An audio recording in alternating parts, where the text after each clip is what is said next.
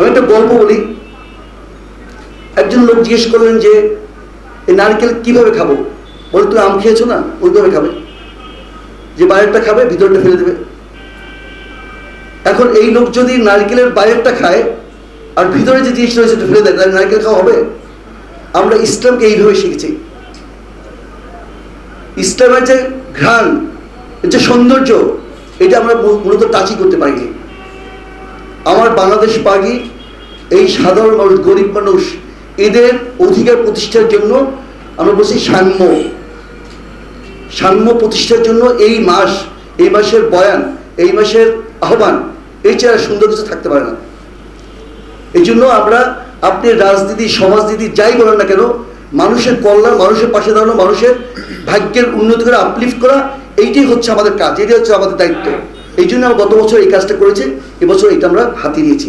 আপনারা শুনলেন যে প্রোটিনের কথা মঞ্জু ভাই বললেন, যে প্রোটিনের অভাবে যে রোগগুলো হয়, কোষের ম্যারাসমাস, আপনার অনেক গরিব শিশুরা খুব নাদুস দেখবেন, আসলে ওটা হচ্ছে প্রোটিন এনার্জি ম্যালনিউট্রিশন, ওদের নেফ্রোটিক সিনড্রোম, বিভিন্ন রোগ হয়।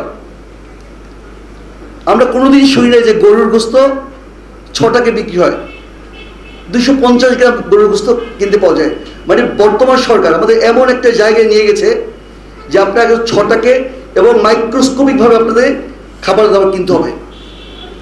এই সরকারের যে কথাগুলো আলোচিত হলো, মঞ্জু ভাই বললেন, এই সরকার মূলত কি চায়?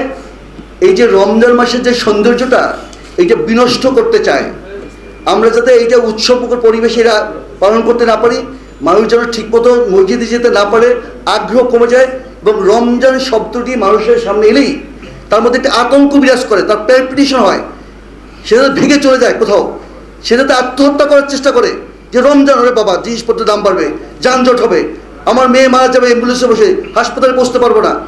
এই কারণে বর্তমান সরকার এটাকে বলে কন্ডিশনিং। আমাদের সবুজ পাসপোর্ট দেখলেই বিদেশিরা কন্ডিশন করে, একটা দুর্নীতিগ্রস্ত দেশ, যে দেশে ভোট হয় না, যে দেশে ফ্যাসিজম কায়েম আছে এবং সাধারণ মানুষ 95% মানুষ ভোট না দিলেও তার থাকেই সবুজ পাসপোর্ট দেখতে তারা মনে করে সেটা দুর্নীতিগ্রস্ত দেশ। এখানে পলিটিক্যাল পার্টি যারা সান্ডার আছে, গুন্ডার আছে, তারা চাঁদাবাজি করে, তারা রেপ করে, সেই দেশটা হচ্ছে এই সবুজ পাসপোর্টের দেশ। এটাকে বলে কন্ডিশনিং। তদ্রুপ এই রমজান আসলেই যাতে আমরা মসজিদ বিমুখ হই, আমরা নামাজ না পড়ি, আমরা তাহাজ্জুদে না যাই, আমরা ইতিকাফে না বসি, এরকম একটা বিভীষিকাময় কন্ডিশনে নেওয়ার জন্য এটা একটা সাইকোলজিক্যাল ওয়ারফেয়ার। বর্তমান সরকার এটা নিজে করে নাই, তারা পার্শ্ববর্তী দেশ, অন্যান্য দেশ থেকে এটা এই কনসেপ্ট ভাড়া করে নিয়ে আসছে।